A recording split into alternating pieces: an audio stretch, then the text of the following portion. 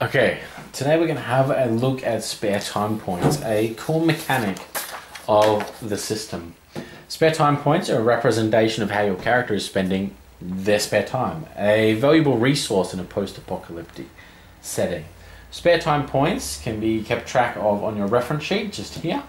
Automatically, you gain one at the start of each session, and GMs can award it for good role playing or for acquiring small valuables like loose change or looting some jewelry or something like that. Spare time points are primarily spent on small items or insignificant services. They're also used for gaining research units or buying and selling trade goods. Spare time points are spent indifferently to influence and resources. You roll to acquire an item and you spend your spare time points, you don't allot them. Any item that has a T next to their cost requires a roll of that amount. So something with a cost 12T requires a roll of at least 12. And you will have to spend one spare time point to even attempt that roll, even if you fail. If you pass that roll, then you have acquired that item. So let's walk through how you actually make a spare time roll. It's really similar to a skill roll. You start off with player explains what they want and their approach.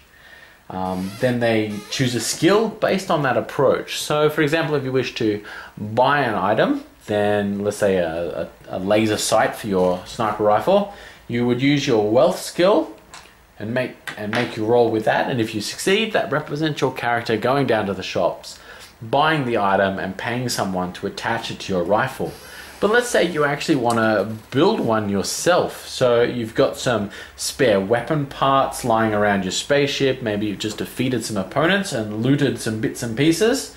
So you could make an electronic skill roll, and if you succeed, that represents your character grabbing those bits, putting it together and building themselves and attaching it to their rifle.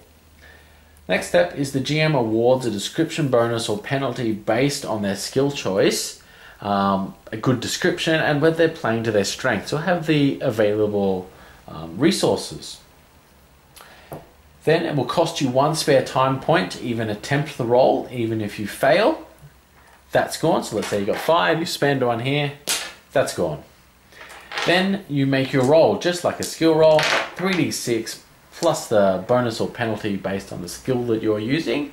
And if you roll a 6, that counts as a strong hit, just like a skill roll, and that can be used for using special effects. So for example, there's one trait called Eureka, and if you get that, you can spend your 6 on gaining free research units while making other spare time rolls.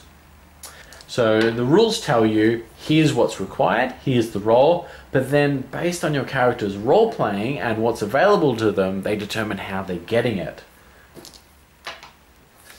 So let's have a quick look at research and trade goods. So I'm not really going to go into these in great detail, but in essence what they are is research requires workshops and labs, and you can publish research at some point to gain influence. With trade goods, you require cargo space, and you can sell trade goods to gain resources. It's a way of turning your spare time points into the more valuable influence or resources. Research can also be used for gaining knowledge, secret knowledge, and minor perks. So the reason why I've done this is a few things. First thing, flavor. It's a post-apocalyptic setting, and I want useful things for people to do. I want them to have hobbies and to have a variety of approaches of acquiring something. And you can have a really rich character and he's always buying everything, whereas you can have a more skills related character. They're often salvaging things or they're building things and doing it themselves. Neither one has a statistical advantage over the other, but they have a very different flavor. The second one is for GM rewards. I want GMs to feel free to just award spare time points for anything. Good role playing, have a spare time point. You loot something, have a spare time point. Players will never have too many spare time points. So So it's that good, because there is no XP in this setting, and it's that good way of just rewarding players just that little bit.